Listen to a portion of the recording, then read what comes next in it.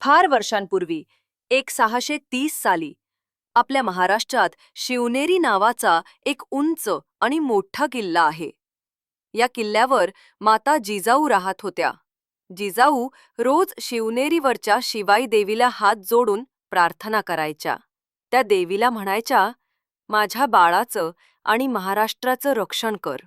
19 February 1630 याच शुभ दिवशी खूप मोठा पाऊस, ढगांचा गडगडाट आणि विजा चमकत असताना शिवाई देवीच्या कृपेने एका तेजस्वी बाळाचा जन्म झाला. सगळ्यांना खूप आनंद झाला. देवीच्या नावावरूनच या बाळाचं नाव ठेवलं गेलं, शिवाजी. लहान शिवबा अगदी गोड आणि खोडकर होते. ते मावळ्याच्या मुलांसोबत खेळायला जायचे, पण त्यांचा खेळही खास असायचा. ते मातीचे किल्ले बनवायचे आणि म्हणायचे, मी राजा आणि तुम्ही माझे शिपाई. आपण आपल्या मातीचे रक्षण करायचं. शिवबा सगळ्या मित्रांना खूप प्रेमाने वागवायचे. थोड्या दिवसांनी माता जिजाऊ शिवबांना घेऊन पुणे शहरात आल्या. पुणे शहर तेव्हा खूप ओसार आणि दुःखी होतं.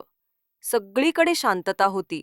जिजाऊंनी ठरवलं, या ओसार शहरात मी पुन्हा आनंद आणणार. त्यांनी शिवाजीला सोबत घेऊन घरात पहिली पणती लावली आणि नवीन कामाची सुरुवात केली. या पणतीच्या प्रकाशाने शहर हळूहळू हसू लागलं. संध्याकाळ झाली की माता जिजाऊ शिवबाला जवळ घेऊन गोष्टी सांगायच्या. त्यांना रामायण, महाभारत आणि थोर राजांच्या कथा सांगायच्या. त्या सांगायच्या, बाळा, राजा नेहमी सत्य बोलतो, न्याय करतो आणि कधीच अन्याय सहन करत नाही. शिवाजी महाराजांनी आईकडून एक खूप महत्त्वाचा धडा घेतला. एकदा त्यांच्या राज्यात एका गरीब शेतकऱ्याला एका वाईट माणसाने खूप त्रास दिला. शिवबांना हे कळताच खूप राग आला.